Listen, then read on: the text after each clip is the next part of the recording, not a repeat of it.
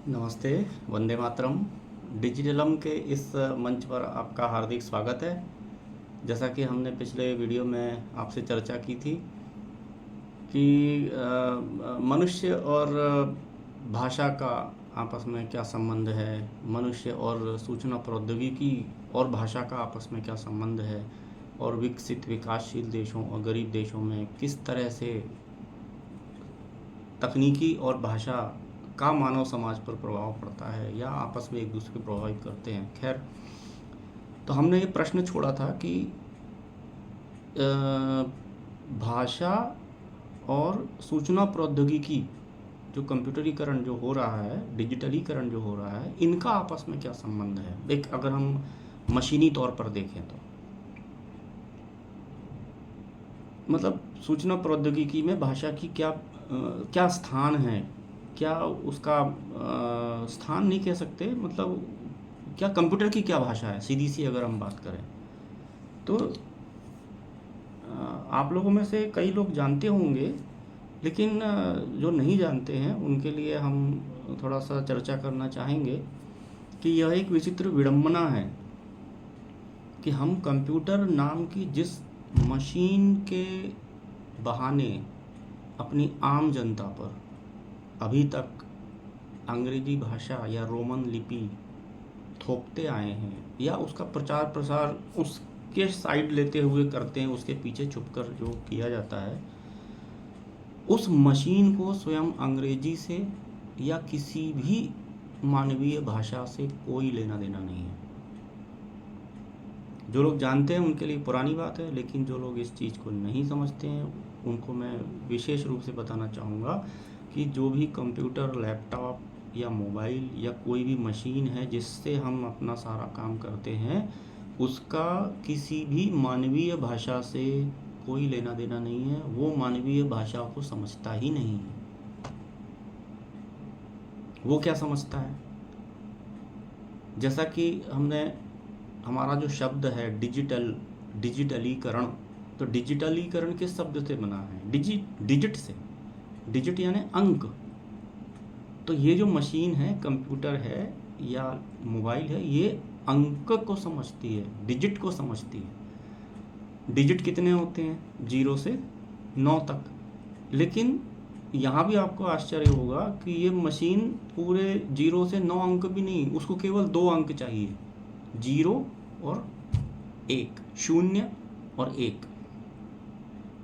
Machine केवल 2 अंक समझती है, 2 डिजिट समझती है, 0 और 1। और इसी का पूरा खेल है पूरे कंप्यूटर सिस्टम में। अब एक सवाल हमारे मन में आ सकता है कि ये जो हम ABCD पूरा कीबोर्ड पे लिखा रहता है, पूरा अल्फ़ाबेट लिखे रहते हैं, नंबर्स होते हैं, चिन्ह होते हैं, क्या ये नहीं समझता है? नहीं समझता है। होता क्या है कि कंप्यूटर में हम मान लीजिए कोई एक बटन दबाते हैं, A या B या C कुछ भी दबाते हैं, तो एक उसमें इंटरप्रेटर प्रोग्राम होता है जो मशीन लैंग्वेज कह सकते हैं उसको हम। वो हमारे बटन को दबाने से जो 0 या 1 के हिसाब से वो अंदर कंप्यूटर की मशीन को समझाता है कि ये इसने अब 0 1 के कॉम्बिनेशंस होते हैं। जैसे एक उदाहरण के लिए कुछ भी हमने बटन दबाया और उसका जो संकेत मशीन के लिए है वो मान लीजिए ये 8 के हो सकते हैं, जैसे 0 1 1 0 1 0 0 1, इस टाइप से कॉम्बिनेशन होते हैं। और ये इन 2 अंकों के कई रूप में कॉम्बिनेशन हो सकते हैं, विविध रूप में। तो वो अलग अलग सेट किए हुए होते हैं उस मशीन लैंग्वेज में। और जो कंपाइलर होता है, इसका जो इंटरप्रेटर होता है, वो उस कंप्यूटर को, ये मशीन को समझाता है कि इंसान ने कौन सा बटन दबाया है। फिर वो उस अंक के आधार पर पूरी अंदर प्रोसेस चलती है, वो भी डिजिट में ही चलती है। और फिर उसके बाद उसका जो रिज़ल्ट आता है, अब वो भी डिजिट में आता है, तो वो इंसान तो वो डिजिट में समझ नहीं पाएगा।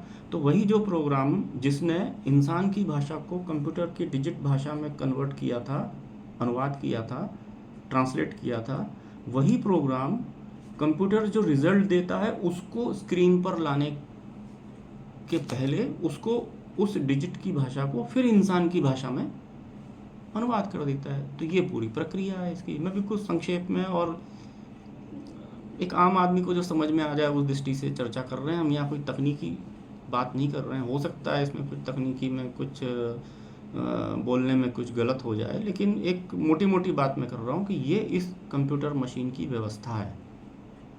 कि मूल मुद्दा ये है कि कंप्यूटर नाम की इस मशीन को, लैपटॉप नाम की इस मशीन को, मोबाइल नाम की इस मशीन को मनुष्य की भाषा से कोई मतलब नहीं है। वो अपनी दुनिया में रहता है, वो अपना डिजिट की भाषा में ही काम करता है और उसी में रिजल्ट देता है।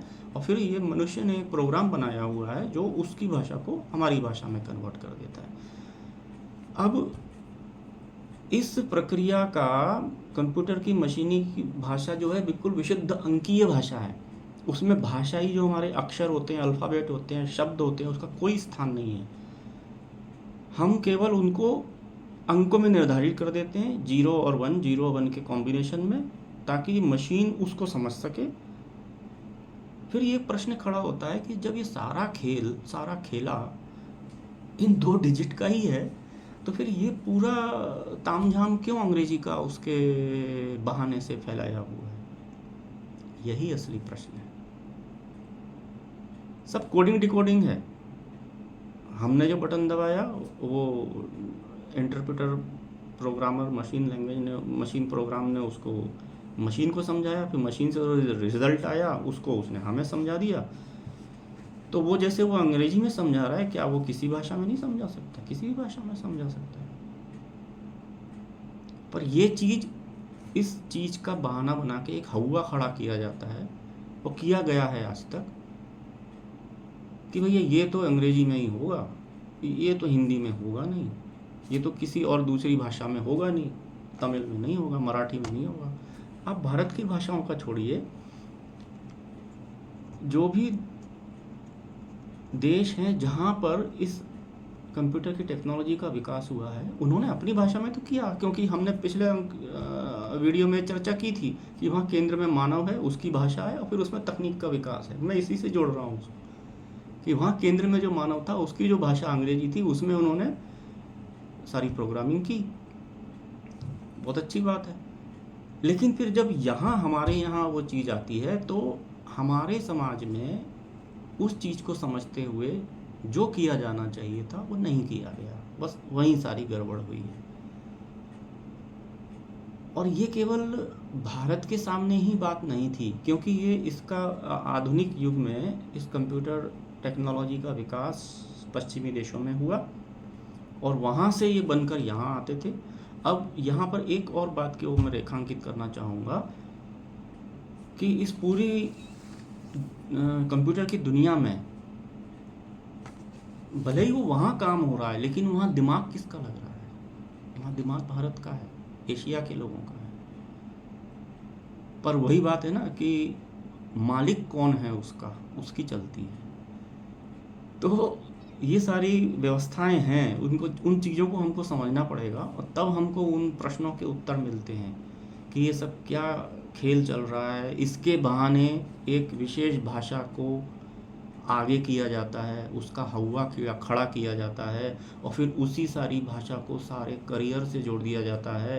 क्योंकि भाई अब तो सब कंप्यूटरीकरण हो गया है, किसी भी ऑफिस में चले जाओ, कंप्यूटर के बिना तो काम होगा नहीं, और कंप्यूटर के लिए तो अंग्रेजी सीखनी पड़ेगी।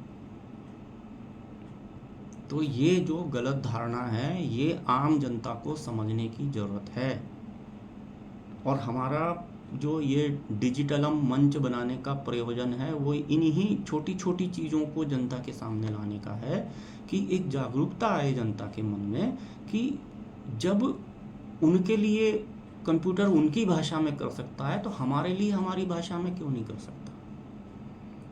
अब इसमें एक तकनीकी जो समस्या थी, उसको भी हम इसी भाग में, इसी खंड में चर्चा कर लेते हैं कि क्यों नहीं कर सकता, क्यों नहीं हुआ। उस पर संक्षेप में चर्चा करेंगे, बाकी डिटेल हम अगले खंड में बात करेंगे। कि ये तो हमको समझ में आ गया कि वो डिजिटल की भाषा है, कंप्यूटर की अंकीय भाषा है। अब हुआ क्या, जो पूरी विकास प्रक्रिया हुई, ये पहले खंड खंड में हुई। जैसे अमेरिका में हुआ, जापान में अलग हुआ, चीन ने अपना अलग कंप्यूटर सिस्टम विकसित किया, भारत में अलग चल रहा था। तो जिस क्षेत्र में अलग अलग खंड में ये कंप्यूटर टेक्नोलॉजी विकसित हुई, वो मूलतः उस जगह की भाषा में ही विकसित हुई। और ये जो हमने मशीनी कोड की बात की ना, ये कोडिंग सिस्टम होता है जो इस कंप्यूटर को चलाता है।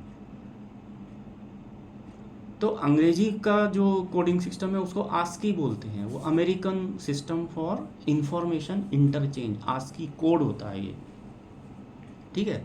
तो अमेरिका में जो विकसित हुआ, अंग्रेजी में जो विकसित हुआ, वो आस्की कोड में विकसित हुआ। जापान में जो कंप्यूटर मूलभूत रूप से विकसित हुआ, उन्होंने जो अपना तकनीकी का विकास किया वो जापानी भाषा में किया। उन्होंने अपने जापानी भाषा में कोड बनाए मशीन को समझाने के लिए और मशीन से समझने के लिए, वो बने जापानी इंटरफेस कोड में, जिसकी उसको बोलते हैं। चाइना ने अपने कोड बनाए, कोरिया ने अपने कोड बनाए, और फिर जब भारत में इसका विकास हुआ तो भारत ने इसकी कोड बनाया, इंडियन स्टैंडर्ड कोड। तो ये मैं एक चित्र खींचना चाहता हूँ कि ये प्रक्रिया तब की है जब अलग अलग हिस्सों में कंप्यूटर टेक्नोलॉजी विकसित हो रही थी, आपस में जुड़कर इंटरनेट की अवधारणा सामने नहीं आई थी, उसके पहले की स्थिति है। तो अब हुआ ये कि हर क्षेत्र में, हर भाषा में, हर देश में इस तरह के कोडिंग सिस्टम अलग अलग बने और वो अपने यहाँ सब अच्छे से काम कर रहे थे। लेकिन जब आर्थिक वैश्वीकरण की प्रक्रिया शुरू हुई, आर्थिक आधार पर जो विश्व को एक परिवार, जो 80 के दशक में ये सब शुरुआत हो गया था, चिंतन और फिर मनन, और फिर 90 में तो शुरुआत भारत में भी आ गई था। आर्थिक वैश्वीकरण जो हुआ,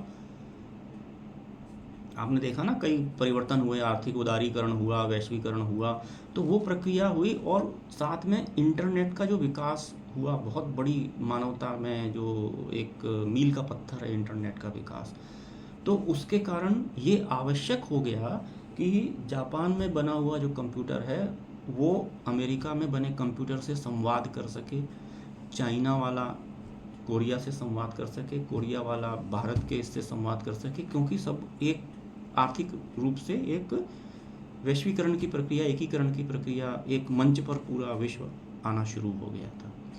तो यहाँ से जो अलग अलग कोड बनते थे, उस समय क्या दिक्कत आती थी? अब जाहिर है कि जो हमने यहाँ हिंदी में कोई कोड बना लिया भारत ने, वो हम अगर अमेरिका के कंप्यूटर में चलेगा तो वो जंक दिखेगा, अमेरिका का जो चलेगा वो चाइना में जंक दिखेगा, जापान वाला जो वैज्ञानिक काम करता था वो और कहीं नहीं समझ में आता था, कंप्यूटर में समझ में नहीं आता था।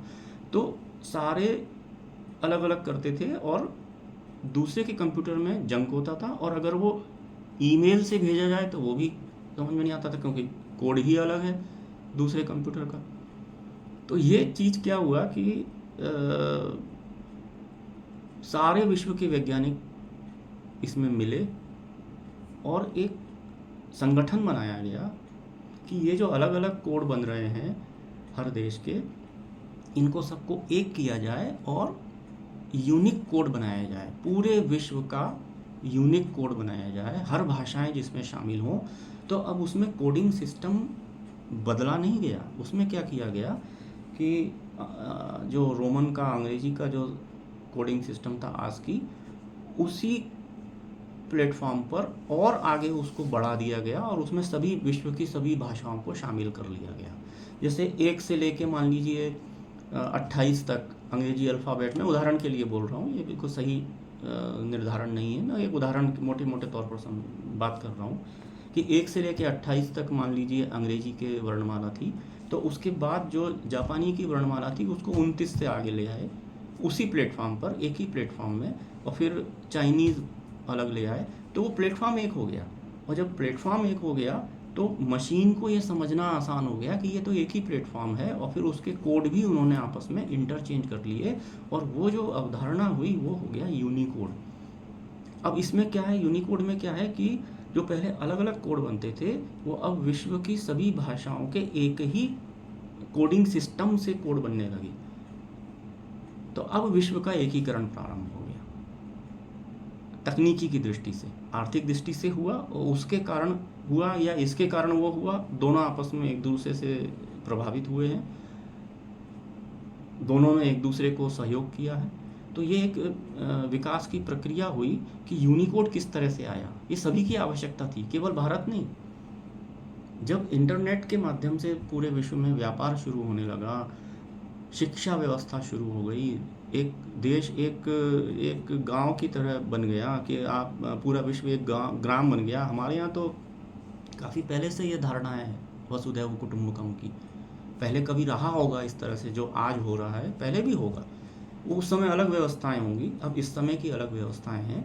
तो ये जब वसुधैव कुटुंबकम वाला भाव जब आर्थिक दृष्टि से आया, यहाँ वो मानवीय दृष्टि नहीं, आर्थिक दृष्टि से जो एक होने का भाव आया, तो उसके कारण आवश्यकता हुई और उसके कारण यूनिकोड का जन्म हुआ। जो अलग अलग कोड बनते थे उसकी जगह यूनिकोड मतलब यूनिवर्सल कोड, और उसी एक ही प्लेटफॉर्म में। अब इसको हम एक और तरीके से समझ सकते हैं कि मान लीजिए एक कमरे में 10 लोग बैठे हैं और 10 लोग दूसरे कमरे में बैठे हैं, दोनों कमरे अगल बगल में हैं, और फिर तीसरे कमरे में और 10 लोग बैठे हैं, तो ऐसे 30 लोग बैठे हैं। मैं एक उदाहरण दे रहा हूँ।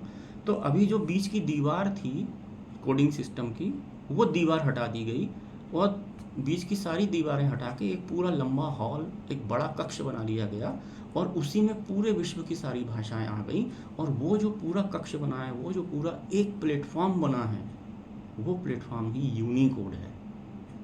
अब ये यूनिकोड के बारे में अगर हम चर्चा करेंगे तो ये वीडियो और बहुत ज़्यादा लंबा हो जाएगा, लेकिन यहाँ मेरा इस छोटे से वीडियो का जो प्रयोजन था वो ये था कि पहले हमने भाषाओं और कोडिंग की बात की, और फिर उसमें आवश्यकता क्या हुई और किस तरह से यूनिकोड का विकास हुआ, ये एक हमने मोटे मोटे तौर पर इसमें चर्चा की है।